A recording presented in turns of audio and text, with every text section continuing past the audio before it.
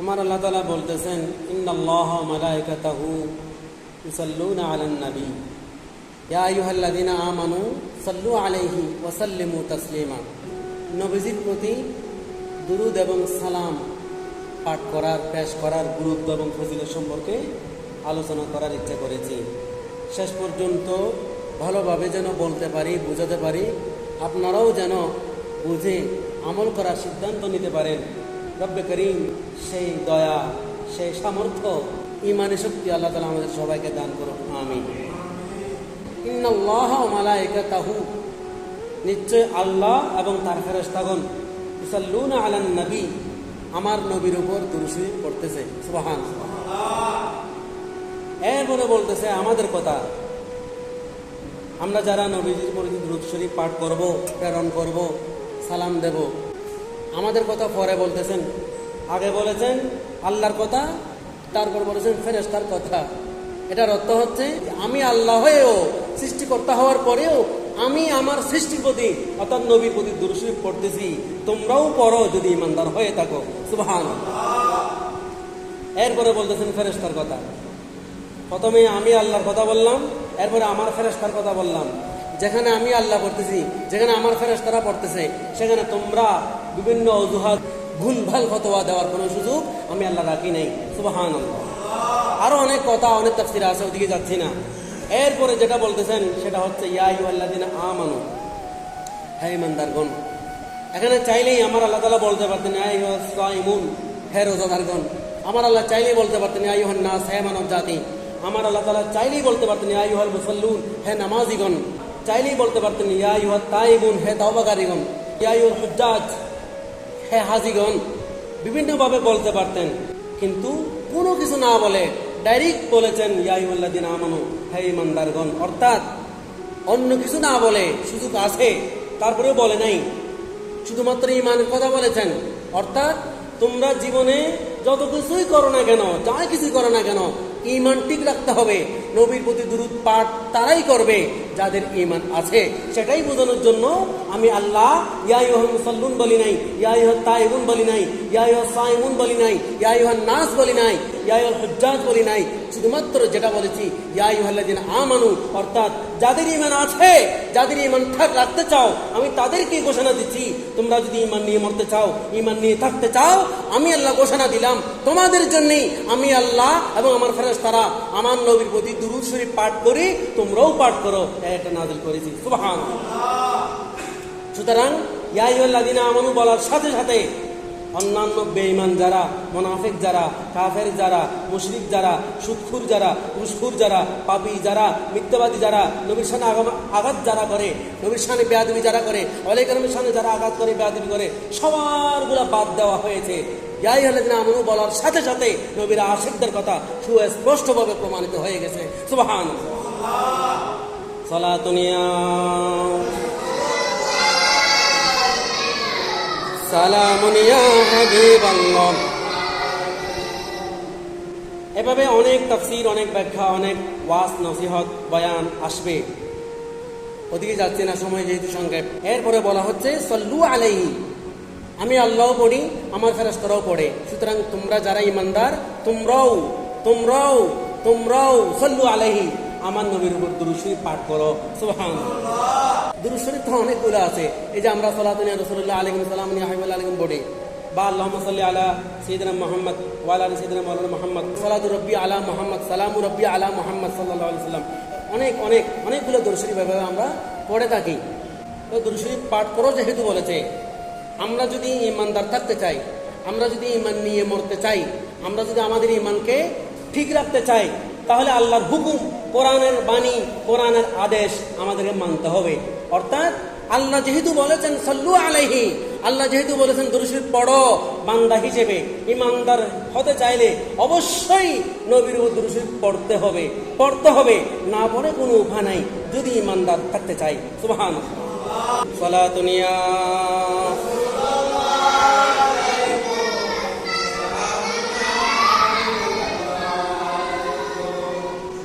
এরপরে বলা হচ্ছে ওয়াসাল্লিমু তাসলিমা। এটাতেই আমার কিছু কথা আছে যেটা আপনাদের বোঝা উচিত। আগে বলা হয়েছে সাল্লু আলাইহি, নবীর উপর দুরূদ পড়ো, এরপরে বলা হচ্ছে ওয়াসাল্লিমু, সালাম দাও। কিন্তু সাল্লিমুর পরে তাসলিমা যোগ করেছে। সাল্লু আলাইহি সালাতান, সাল্লু আলাইহি তাসলিয়ান, এভাবে কিছু বলে নাই, সাল্লু আলাইহি বলে শেষ। কিন্তু সালামের ক্ষেত্রে আমার আল্লাহ বলেছেন সাল্লিমু তাসলিমা, তাসলিমা, তাসলিমা। আরবি গ্রামারের কায়দায় এটাকে বলা হয় মাফউল মুতলাক। ফেল এবং মাফউলের মূল অক্ষর যদি একই হয় এটাকে বলা হয় মাফউল মুতলাক। তো সাল্লিমু তাসলিমা, সাল্লিমুর মূল অক্ষর সিন লাম মিম, তাসলিমার মূল অক্ষর সিন লাম মিম একই হওয়ার কারণে সাল্লিমুর মাফউল মুতলাক হলো তাসলিমা। তো এটা আপনারা কিভাবে বুঝবেন? সাল্লিমু তাসলিমা, তোমরা সালাম দাও বললে হবে না। যেভাবে সালাম দেওয়া যায় সর্বোচ্চ সম্মানের সাথে আমার নবীকে সালাম দাও, সেটাই বোঝানোর জন্য সাল্লিমুর সাথে তাসলিমা যোগ করে দিয়েছি। অর্থাৎ আমার নবীকে যেমন তেমন সালাম দিলে হবে না, যেন তেনভাবে সালাম দিলে হবে না। সর্বোচ্চ সম্মান যেটা, সেটা বজায় রেখে সর্বোচ্চ সম্মান প্রদর্শন করার মাধ্যমে আমার নবীকে সালাম দিতে হবে। সেটাই বোঝানোর জন্য আমি আল্লাহ সাল্লিমুর সাথে তাসলিমা যোগ করে দিয়েছি। সুবহানাল্লাহ। এই জন্য আল্লাহ তাআলা বলেন ইয়া আইয়ুহাল্লাযীনা আমানু, হে ঈমানদারগণ, লা তুকদ্দিমু বাইনা ইয়াদাইল্লাহি ওয়া রাসূলিহি, আল্লাহ এবং রাসূলের কথার উপরে তোমরা অগ্রগামী হইও না, নিজেকে বেশি বোঝার দাবি করিও না। এরপরে বলা হচ্ছে ওয়াত্তাকুল্লাহ, ওয়াত্তাকুল্লাহ, ওয়াত্তাকুল্লাহ, আল্লাহকে তোমরা ভয় করো। যদি আল্লাহকে ভয় করে থাকো, যদি আল্লাহকে ভয় পেয়ে থাকো, যদি আল্লাহর ভয় অন্তরে থাকে, অবশ্যই নবীর শানে বেয়াদবি তোমাদের মাধ্যমে আসবে না। সুবহানাল্লাহ। এরপরে আয়াতে আমার আল্লাহ তাআলা ঘোষণা দিচ্ছেন ইয়া আইয়ুহাল্লাযীনা আমানু, ও ঈমানদারগণ, লা তারফাউ আসওয়াতাকুম ফাওকা সাওতিন নবী, নবীর কথার উপরে, কণ্ঠস্বরের উপরে তোমাদের কণ্ঠকে উঁচু করিও না। ওয়ালা তাজহারু লাহু বিল কওলি কাজাহরি বা'দিকুম লিবা'দিন, তোমরা একে অপরের সাথে যেভাবে কথা বলো, সাধারণভাবে জেনারেলি নরমালি আমরা একে অপরের সাথে যেভাবে কথা বলি, আমার নবীর সাথে সেভাবে তোমরা কথা বলিও না। সুবহানাল্লাহ।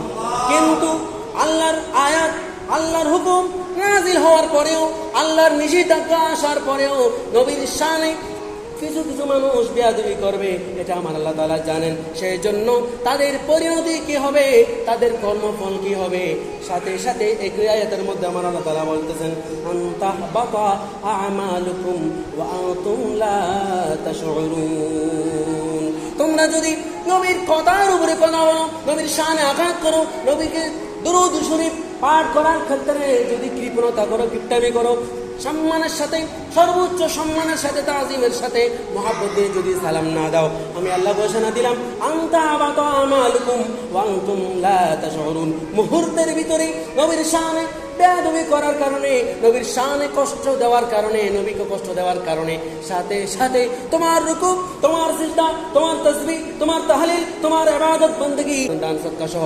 সমস্ত আমল, নেক আমল মুহূর্তের ভিতরে বরবাদ হয়ে যাবে, বরবাদ হয়ে যাবে, নষ্ট হয়ে যাবে। চিৎকার দিয়ে বলি নাউযুবিল্লাহ। আঘাত করলে, নবীর শানে বেয়াদবি করলে, নবীকে যেভাবে সালাম দেওয়া দরকার সেভাবে সালাম না দিলে, নবীর শানে যেভাবে দুরূদ পাঠ করা দরকার সেভাবে দুরূদ শরীফ না পড়লে, মুহূর্তের ভিতরে আপনার সমস্ত আমল, ইবাদত বندگی নষ্ট হয়ে যাবে। এটা আমার ফতোয়া নয়, ডাইরেক্ট আল্লাহর ফতোয়া। সূরা হুজুরাত 26 নম্বর পারায় এটা আছে। সেখানে বলা হচ্ছে আনতাহবাতা আমালুকুম ওয়া আনতুম লা তাশউরুন, আপনার সমস্ত ইবাদত বندگی, রুকু, সিজদা, তাসবিহ, তাহলিল, তারাবি, সাইদ, ইফতার, সমস্ত দান সদকা সহ যত রকমের ইবাদত করেছেন, সমস্ত ইবাদত শুধুমাত্র নবীর শানে আঘাত করার কারণে মুহূর্তের ভিতরে নষ্ট হয়ে যাবে। তো আল্লাহ ফয়সালা, আল্লাহর ঘোষণা। যেখানে আল্লাহ বলেছেন নবীকে তাজিম করার জন্য, মহব্বত করার জন্য, সেখানে আমরা বান্দা হয়ে মুসলমান দাবি করে কোরআন থেকে দূরে আছি, নবীর শানে বেয়াদবি করতেছি। তো বেয়াদবি করলে কি হবে, সেটাও আল্লাহ ফয়সালা করে দিয়েছেন। সমস্ত আমল বরবাদ হয়ে যাবে, নষ্ট হয়ে যাবে।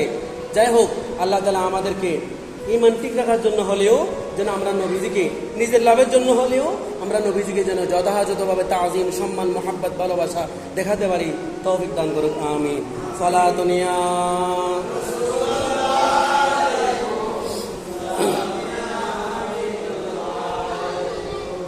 আমরা যারা বসে বসে সালাম দিচ্ছি আমাদেরও কোনো সমস্যা নেই।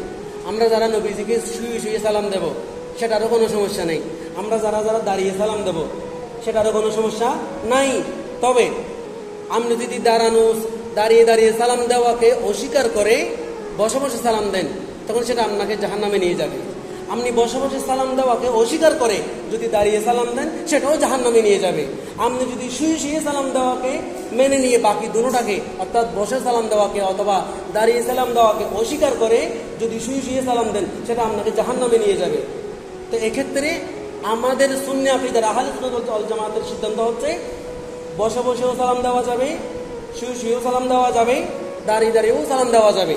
তবে শুয়ে শুয়ে সালাম দেওয়ার চেয়ে বসে বসে সালাম দেওয়াটা উত্তম, আবার বসে বসে সালাম দেওয়ার চেয়ে দাঁড়িয়ে সালাম দেওয়াটা উত্তম। এই তিনভাবে সালাম দেওয়ার মধ্যে শুয়ে শুয়ে সালাম দেওয়া, বসে বসে সালাম দেওয়া এবং দাঁড়িয়ে দাঁড়িয়ে সালাম দেওয়া, এই তিন সুরতে তিনভাবে তিন ধরনের সালাম দেওয়ার মধ্যে দাঁড়িয়ে দাঁড়িয়ে সালাম দেওয়ার মধ্যে সম্মানটা বেশি। যেহেতু দাঁড়িয়ে যাচ্ছি সেজন্য সম্মানটা বেশি, সেটাই আল্লাহ তাআলা উদ্দেশ্য করেছেন, সেটাই আল্লাহ তাআলা বোঝানোর জন্য ওয়াসাল্লিমুর সাথে তাসলিমা যোগ করেছেন। ওয়াসাল্লিমু তাসলিমা, তুমি বসে বসে সালাম দাও, সাল্লিমু বললে হয়ে যেত, শুয়ে শুয়ে সালাম দাও, সাল্লিমু বললে হয়ে যেত, কিন্তু সর্বোচ্চ সম্মান দিয়ে আমার নবীকে সালাম দেওয়ার জন্য সাল্লিমুর সাথে তাসলিমা যোগ করে দিয়েছি। অর্থাৎ আমার নবীকে তোমরা সালাম দেওয়ার সময় তাজিম, সম্মান, এটাকে আলাদা করিও না, সালামের সাথে তাজিম সম্মানটা ধরে রাখো। সেই জন্যই দাঁড়িয়ে দাঁড়িয়ে আমার নবীকে সালাম দেওয়ার জন্য সাল্লিমুর সাথে তাসলিমা যোগ করে দিয়েছি। সুবহানাল্লাহ। সালাতুন ইয়া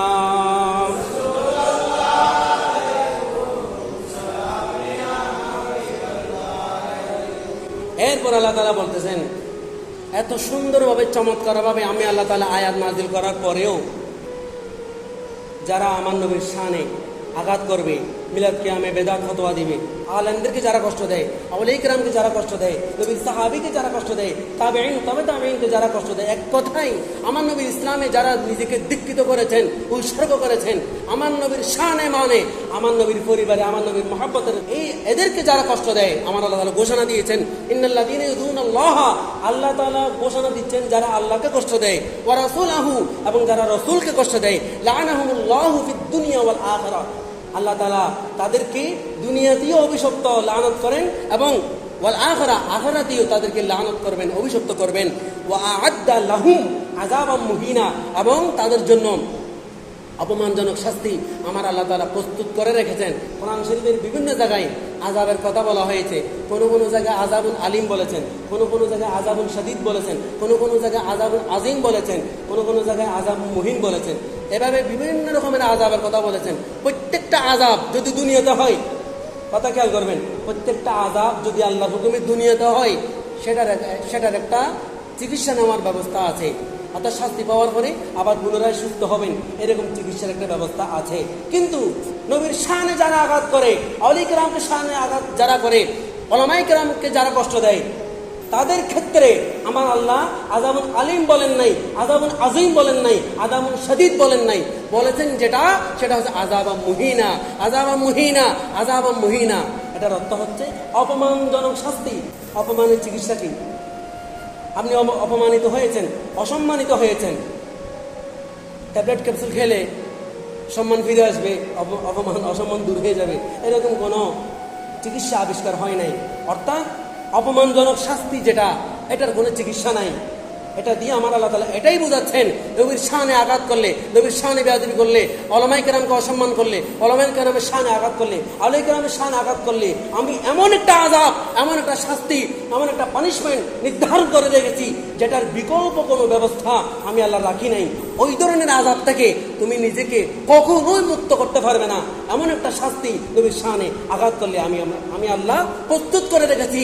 সুতরাং তোমরা যদি নিজেকে বাঁচাতে চাও, মুক্তি পেতে চাও, তাহলে অন্তত আযাবুল মুহিন, অপমানজনক শাস্তি থেকে নিজেকে বাঁচানোর জন্য হলেও আমার নবীর শানে, আউলিয়া কেরামের শানে, উলামায়ে কেরামের শানে, নবীর পরিবারের শানে, নবীর সাহাবীর শানে কোনো অবস্থায় বেয়াদবি করা যাবে না। চিৎকার দিয়ে বলি সুবহানাল্লাহ।